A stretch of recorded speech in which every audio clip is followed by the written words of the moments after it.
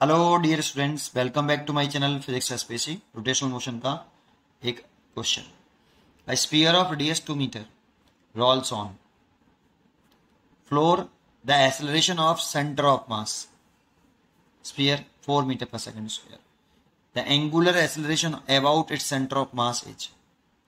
चार चॉइस दे रखी है और ये डायग्राम दे रखा है।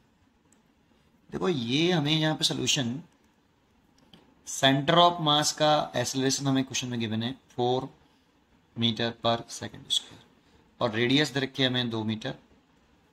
एंगुलर एक्सेलरेशन पूछ रहा है और आपका जो स्फीयर है वो रोलिंग मोशन कर रहा है, pure rolling. In case of pure rolling, in case of pure rolling, और ये सरफेस फिक्स है। देखो, अगर ये सरफेस फिक्स्ड हो तो प्योर रोलिंग की कंडीशन होती है a centre of mass is equal to are alpha. ये सर्कुलर मोशन वाला फॉर्मूला नहीं है, वो अलग होता है और ये अलग है। ये सेंटर ऑफ मास का एक्सेलरेशन है वो इक्वल है आर अल्फा के। सेंटर ऑफ मास का एक्सेलरेशन नहीं होता था पीछे ए बराबर आर अल्फा।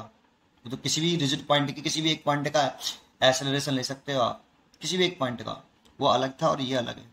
ये सेंटर ऑफ मास की एक्सेलरेशन है, लेकिन एक कंडीशन है प्योर रोलिंग की। लेकिन ये तब है जब ये वाला सरफेस कैसा हो, फिक्स। इसमें भी ऐसा नहीं कि ये हमेशा है a centre of mass is equal to are alpha, हमेशा नहीं होती।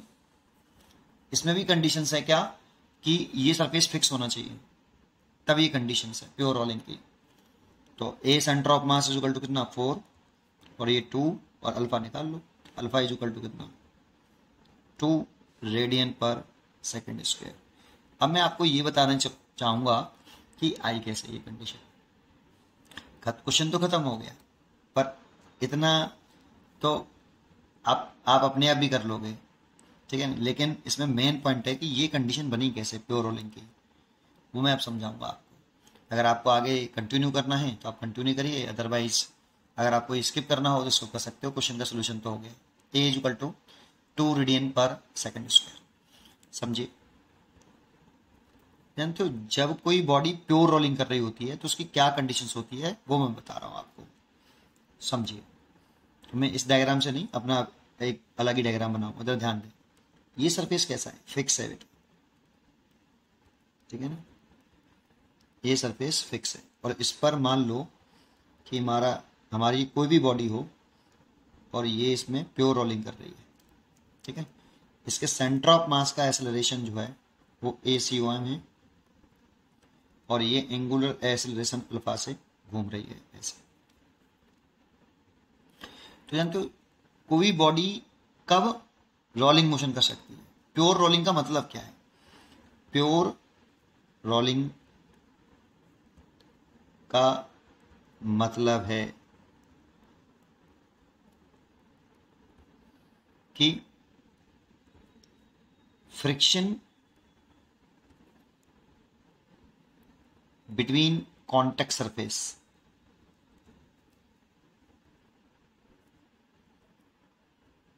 खुश रहे, खुश रहे। अब ये समझ में नहीं आता, प्योर रोलिंग का मतलब फ्रिक्शन खुश रहे। देखो, फ्रिक्शन क्या करता है? मोशन का अपोज करता है? नहीं। फ्रिक्शन हमेशा दो कॉन्टैक्ट सरफेसेस में, जो दो कॉन्टैक्ट सरफेस है ना, उनके रिलेटिव मोशन का अपोज करता है। ये रिलेटिव मोशन की टेंडेंसी का अपोज करता है। अगर मैं ये वर्ड यूज करता हूँ रिलेटिव मोशन की टेंडेंसी का अपोज करता है, मतलब स्टैटिक फ्रिक्शन होता है वहां पे। और मैं ये कहता हूँ कि रिलेटिव मोशन का अपोज करता है, तो मैं कहूंगा कि वहां पे काइनेटिक फ्रिक्शन होता है। तो देख, फ्रिक्शन जो होता है ना, फ्रिक्शन फोर्स, वो हमेशा दो बॉडी के कॉन्टैक्ट सरफेस के रिलेटिव मोशन का अपोज करता है, मोशन का नहीं। रिलेटिव मोशन का या रिलेटिव मोशन की टेंडेंसी का अपोज करता है। अब रिलेटिव मोशन का अपोज करने का मतलब क्या है? रिलेटिव मोशन का अपोज करने का मतलब है कि फ्रिक्शन चाहता है कि दोनों कॉन्टैक्ट सरफेसेस जो हैं वो साथ साथ रहें, दोनों कॉन्टैक्ट सरफेसेस साथ साथ रहें। यही रिलेटिव मोशन का अपोज करने का मतलब होता है। रिलेटिव मोशन का अपोज करता है फ्रिक्शन। तो रिलेटिव मोशन का अपोज करने का मतलब क्या है? फ्रिक्शन चाहता है कि दोनों कॉन्टैक्ट सरफेसेस साथ साथ रहें। अगर दोनों कॉन्टैक्ट सरफेस साथ साथ रहेंगे तो फ्रिक्शन खुश रहेगा। तो प्योर रोलिंग का मतलब है कि फ्रिक्शन कैसा रहे, खुश रहे। और फ्रिक्शन खुश होने का मतलब क्या है, फ्रिक्शन तभी खुश होगा, फ्रिक्शन तभी खुश होगा जब दोनों कॉन्टैक्ट सरफेस, कॉन्टैक्ट पॉइंट या कॉन्टैक्ट पॉइंट कह देता हूं, या कॉन्टैक्ट सरफेस भी कह सकते हो, साथ साथ रहें। कैसे रहें, साथ साथ रहें। दैट मीन्स इसका साथ साथ रहने का मतलब दोनों कॉन्टैक्ट सरफेसेस में, दोनों कॉन्टैक्ट सरफेस में रिलेटिव मोशन ना हो, ना हो। और रिलेटिव मोशन कब नहीं होगा, जैसे अगर मैं जो कॉन्टैक्ट सरफेस है ना, एक तो इस सरफेस का कॉन्टैक्ट सरफेस, थोड़ा सा मैं इसको ऐसे बना देता हूं, देखो यहां कि मान लो ये कॉन्टैक्ट सरफेस है और ये फिक्स है, और ये आपका ऐसे स्फीयर है। तो देखो कॉन्टैक्ट पॉइंट ना रहा हूं दो, एक तो ऊपर नया है और एक नीचे। एक्चुअल में ये दोनों पॉइंट ऑफ कॉन्टैक्ट है, एक तो इस सरफेस का, फिक्स सरफेस का पॉइंट ऑफ कॉन्टैक्ट पॉइंट है, और एक स्फीयर का पॉइंट है। दोनों कॉन्टैक्ट पॉइंट, ये दोनों पॉइंट कहां, ए और बी के हैं, कॉन्टैक्ट में। अब ये दोनों पॉइंट कॉन्टैक्ट वाले जो पॉइंट है ना, ये साथ साथ रहे। दैट मीन्स इसमें रिलेटिव मोशन कितना हो, जीरो। रिलेटिव वेलोसिटी कितनी हो, जीरो।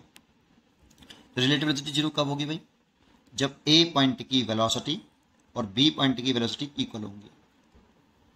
जब ए पॉइंट की वेलोसिटी और बी पॉइंट की वेलोसिटी इक्वल होंगी तभी तो ए और बी दोनों कॉन्टैक्ट सरफेस साथ साथ रहेंगे। सोचो, ए और बी दोनों कॉन्टैक्ट पॉइंट हैं, ये दोनों पॉइंट एक साथ साथ कब रहेंगे, जब ए और बी की वेलोसिटी बराबर, तो रिलेटिव वेलोसिटी जीरो हो जाएगी। अब ए और बी की वेलोसिटी बराबर कब होंगी भाई, तो देखो ये तो पक्का है कि ये जो फिक्स सरफेस है, अगर ये सरफेस फिक्स है, अगर ये सरफेस फिक्स है, तो इस बी पॉइंट की वेलोसिटी तो कितनी होगी, जीरो होगी। बी पॉइंट की वेलोसिटी तो कितनी होगी, जीरो, क्योंकि वो सरफेस फिक्स है। तो बी की तो जीरो होगी, फिर ए की कितनी होगी, तो क्योंकि ए ट्रांसलेशन भी कर रहा है, चल भी रहा है आगे और घूम भी रहा है। जब ये ए चल रहा भी है और घूम भी रहा है, तो फिर ए की वेलोसिटी कैसे निकालेंगे, बी की तो जीरो हो गई क्योंकि बी सरफेस फिक्स है। अगर बी फिक्स नहीं होता तो जो भी होती वो लिख लेते। अगर v1 होती वेलोसिटी इसकी, v1 बी इस फिक्स सरफेस की, इस वाले सरफेस की, तो मैं bv की जगह v1 लिख देता, लेकिन वो फिक्स है इसलिए जीरो। तो फिर a पॉइंट की वेलोसिटी कितनी होगी, तो a पॉइंट की वेलोसिटी इतनी आसानी से नहीं आएगी, क्योंकि a पॉइंट जो है चल भी रहा है आगे और अपनी जगह पर ये घूम भी रहा है। तो फिर a पॉइंट की वेलोसिटी कैसे निकालें, तो बड़ा आसान है बेटा। तो कैसे निकालें, तो देखो आप एक काम करिए, आप पार्टिकल ए की वेलोसिटी सेंटर ऑफ मास पर बैठ के निकालिए। ये क्या है, velocity of particle A with respect to centre of mass. Centre of mass पर बैठ जाएं हम, ये सेंटर ऑफ मास है, यहां पे चीटा बन के बैठ जाएं और वहां से पार्टिकल ए को देखें कि उसकी वेलोसिटी कितनी है। ये वो है, equal to velocity of A minus velocity of centre of mass. अब बच्चा सोचता है कि ये क्या है सर, मैंने कि ये वेलोसिटी ऑफ ए है, और सर ये क्या है, ये भी वेलोसिटी ऑफ ए है। फिर अंतर क्या है, ये ग्राउंड से देखने पर है कि velocity of A with respect to ground है। अगर ऑब्जर्वर कहां से खड़े होकर देख रहा है, इस ग्राउंड से खड़े होकर, तब वेलोसिटी ऑफ ए है ये। और ये कहां से है, ये सेंटर ऑफ मास से, चीटा बन के सेंटर ऑफ मास से बैठ जाओ, तो सेंटर ऑफ मास के रेस्पेक्ट में, सेंटर ऑफ मास से देखें तब पार्टिकल ए की वेलोसिटी आएगी, और ये ग्राउंड से देखें तब है। ठीक है, अब मेरे को निकालनी कौन सी है, ग्राउंड वाली। जब मैं पार्टिकल ए की वेलोसिटी निकालना चाहता हूं विद रेस्पेक्ट टू ग्राउंड, जब मैं ग्राउंड से देख रहा हूं, तो ए की वेलोसिटी अगर मेरे को निकालनी है तो इसको धर ले आओ, V A C plus centre of mass वाली। अब बड़ा आसान है, ए पॉइंट की अगर वेलोसिटी निकालनी है विद रिस्पेक्ट टू ग्राउंड, तो आप वेलोसिटी ऑफ ए निकालो, कहां पर बैठ गई, सेंटर ऑफ मास से, और सेंटर ऑफ मास की वेलोसिटी उसमें जोड़ दो, तो ए पॉइंट की वेलोसिटी निकल आएगी। बिल्कुल ठीक है सर। अब करूं कैसे सर इसको ऊपर, तो देखो सुनो, बड़ा आसान है, इसको दो भागों में तोड़ दो बेटा आप। कैसे, एक तो सेंटर ऑफ मास की वेलोसिटी, तो सेंटर ऑफ मास की वेलोसिटी तो कितनी थी बेटा यहां पे, VCOM, ये तो यहां पे ए पॉइंट की कितनी, VCOM, हर एक पॉइंट की सेंटर ऑफ मास के रेस्पेक्ट में देखें तो VCOM, इस जगह की VCOM, हर पॉइंट की, तो ए पॉइंट की वेलोसिटी एक तो हो गई, ए वाले पॉइंट की VCOM, यह ट्रांसलेशन, तो दो भागों में तोड़ना है, इसमें जोड़ना है क्या, कौन सा, ये सेंटर ऑफ मास की वेलोसिटी हो गई, देखो ये वाली ए पॉइंट की वेलोसिटी कितनी हो गई, VCOM, इसमें जोड़ना कौन सा है, सेंटर ऑफ मास पर बैठ के अगर मैं किसी भी पार्टिकल को देखूंगा, देखो सेंटर ऑफ मास पर अगर किसी बैठकर अगर मैं किसी पार्टिकल को देखता हूं, तो हर पार्टिकल मेरे को कैसा दिखाई देगा, सोचो अगर मैं सेंटर ऑफ मास पर बैठ जाऊं तो मेरे को हर पार्टिकल कैसे दिखाई देगा, सर्कुलर पाथ पे घूमता हुआ, क्योंकि मैं सेंटर ऑफ मास पे तो बैठ ही गया, सेंटर ऑफ मास तो मेरे को जस्ट में दिखाई देगा, लेकिन अगर बाकी के सारे पार्टिकल कैसे दिखाई दे रहे होंगे, सर्कुलर पाथ पे घूमते हुए। अब ये कैसे घूम रहा था, देखो ये जो है ऐसे घूम रहा था ओमेगा से, और ऐसे घूम रहा है, तो ये वाला पॉइंट मेरे को ऐसे घूमता हुआ दिखाई देगा, कितनी वेलोसिटी से, ओमेगा। ये सर्कुलर मोशन वाला वेलोसिटी लगाई मैंने, V बराबर R ओमेगा, ऐसे, क्योंकि ये रेडियस R है तो R ओमेगा। ये वाला पॉइंट, ए वाला पॉइंट कैसे घूमता हुआ दिखाई देगा, पीछे ऐसे, कितना, ओमेगा R, ये वाला पॉइंट ओमेगा R, ये वाला पॉइंट ओमेगा R, ऐसे। जानते हो ये कौन सी वेलोसिटी हो गई, ये हो गई, ये कहां से देखने पर है, ये हो गई VAC, ये वाली वेलोसिटी, सॉरी ये वाली नहीं, AC नहीं, ये वाली नहीं, ये वाली वेलोसिटी कौन सी हो गई, ये वाली, ए पॉइंट तो ये है ना, तो ये हो गई VAC, सेंटर ऑफ मास पे बैठकर जब मैं पार्टिकल ए की वेलोसिटी देखूंगा तो इतनी दिखाई देगी ओमेगा R, सर्कुलर पाथ पे घूमती हुई, और ये सेंटर ऑफ मास की वेलोसिटी हो गई VC, ये हो गई VC। अब इन दोनों को वेक्टोरियली ऐड कर दूं तो ग्राफ कैसे ना, केवल ए पॉइंट को दिखाऊंगा अब मैं ओनली, तो इस जगह पे मैं दिखा रहा हूं, तो इस जगह पे तो ये देखो, ये वाली वेलोसिटी है ओमेगा R, और ये वाली वेलोसिटी है VCOM, ये कौन से पॉइंट की वेलोसिटी है, ए वाले की। तो अगर सोचो, अगर मैं इस वाले ए पॉइंट का वेलोसिटी का मैग्नीट्यूड निकालूं, ये तो वेक्टर फॉर्म है, अगर मैं इन दोनों के बीच में एंगल कितना है, 180 डिग्री, तो इन दोनों का अगर मैं क्या निकालूं, वेलोसिटी का मैग्नीट्यूड, डायरेक्शन कैसी है, अपोजिट, सेपरेट करूंगा, तो क्या लिख दूं, VCOM माइनस ओमेगा R, तो ए की ये आई, अगर ए की ये आई तो देखो यहां ए की कितनी आई बेटा, VCOM माइनस ओमेगा R, और बी तो रेस्ट में, अगर बी रेस्ट में नहीं होता तो जो भी होती वो लिखते, और वो लिख देती, अगर रेस्ट में नहीं होता ना, तो अगर V1 लिखते तो VCOM बराबर ओमेगा R नहीं आता, लेकिन ये फिक्स है, इसीलिए इसको कितना लिख दिया मैंने, 0, और 0 लिख दिया, तो VCOM इज इक्वल टू कितना आ गया, ओमेगा R। ये कंडीशन हो गई प्योर रोलिंग की बेटा। ऐसे ही मैं किसका निकाल सकता हूं ये, लेकिन ये कुछ देर के लिए, इंस्टेंट के लिए, किसके लिए है ये, इंस्टेंट के लिए, इंस्टेंट के लिए। अगर मैं कंटिन्यूअसली प्योर रोलिंग चाहता हूं, कंटिन्यूअसली प्योर रोलिंग चाहता हूं, तो फिर ए पॉइंट का और बी पॉइंट का, ए पॉइंट का कौन सा एक्सेलरेशन, टेंजेंशियल एक्सेलरेशन, ए पॉइंट में प्योर रोलिंग कर रहा है वो बी पॉइंट, ये पूरा बॉडी प्योर रोलिंग कर रही है, घूम रही है, कंबाइंड ट्रांसलेशनल और रोटेशनल मोशन कर रही है, घूम भी रही है और चल भी रही है, तो उसमें दो तरह का एक्सेलरेशन होगा, टेंजेंशियल और रेडियल। तो टेंजेंशियल एक्सेलरेशन ए पॉइंट का अगर किसके बराबर हो जाए, बी के बराबर हो जाए, तो कंटिन्यूअसली प्योर रोलिंग करेगी। अब बी वाला तो सरफेस कैसा है, फिक्स है, चल ही नहीं रहा, तो बी वाले पॉइंट का तो एक्सेलरेशन कितना हुआ, 0। तो इसलिए बी का तो 0 हो गया, बस ए का निकालना है। अब ए का कैसे निकालें, बिल्कुल सेम कंडीशन, फिर दोबारा से सेम कंडीशन।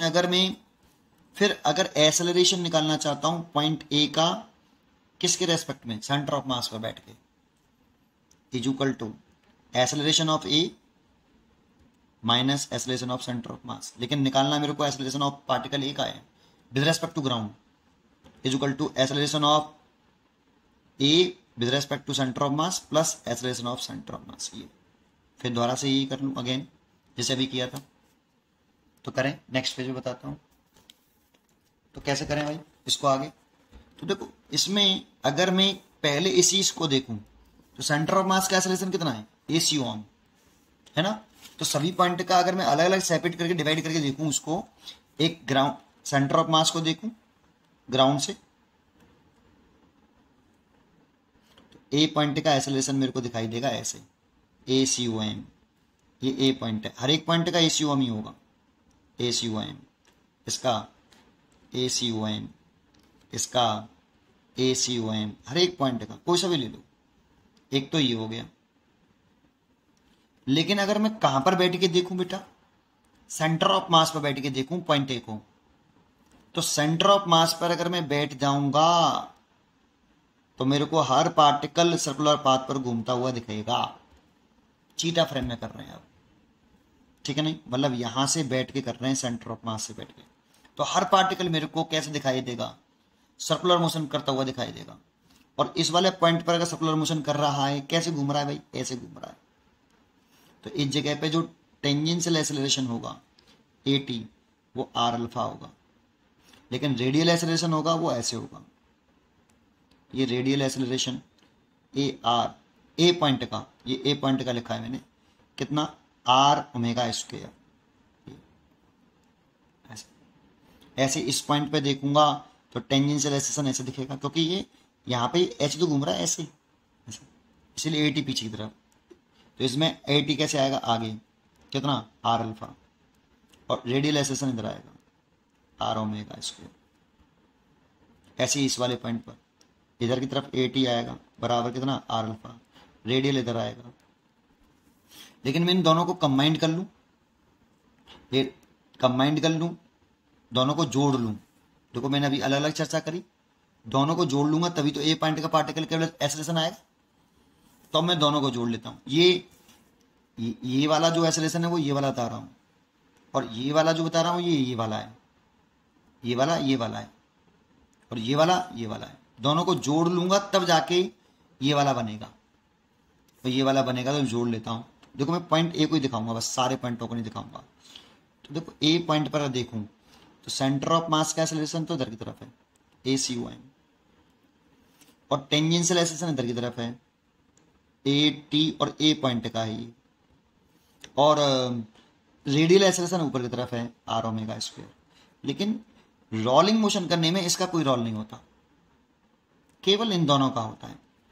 तो हॉरिजॉन्टल डायरेक्शन में नेट एक्सेलरेशन निकालूं ए पॉइंट का, तो डायरेक्शन कैसी है, अपोजिट, वेक्टोरियल ऐड करना है बेटा, सिंपली ऐड थोड़ी करना है, वेक्टर के अकॉर्डिंग ऐड करना हो। वेक्टर में जब दो डायरेक्शन अपोजिट होती हैं तो सब्ट्रैक्ट करते हैं, तो ACOM minus A tangential A point का, ये देखो ये इतना, तो A टेंजेंशियल कितना, और बेटा यहाँ पे R अल्फा ही तो था, R अल्फा, तो इसे लिख सकता हूं ACOM माइनस R अल्फा। ये ए पॉइंट का एक्सेलरेशन आ गया। और मैंने शुरुआत करी यहां से, अगर कंटिन्यूसली प्योर रोलिंग चाहते हो तो ये वाली कंडीशन भी सेटिस्फाई होनी चाहिए। तो बी पॉइंट तो फिक्स है बेटा, देखो बी पॉइंट तो फिक्स है। तो टेंजेंशियल एक्सेलरेशन कितना हो गया, ACOM माइनस R अल्फा। तो इस AT की वैल्यू में अगर पुट कर दूं तो ACOM माइनस R अल्फा, ये तो मैंने ए की वैल्यू पुट कर दी। और बी वाला फिक्स है, बी वाला फिक्स है, अगर नहीं होता फिक्स तो फिर बी का जो भी एक्सेलरेशन होता वो लिख देता मैं, लेकिन यहां पे तो फिक्स है, तो फिक्स है तो 0, तो इसलिए ACOM is equal to R alpha. देखो ये निकल आया, तो कंटिन्यूसली प्योर रोलिंग के लिए सेंटर ऑफ मास का acceleration is equal to are alpha. तो उम्मीद करता हूं कि आपको ये जरूर समझ में आया होगा। पढ़ते रहिए और खुश रहिए। Thank you.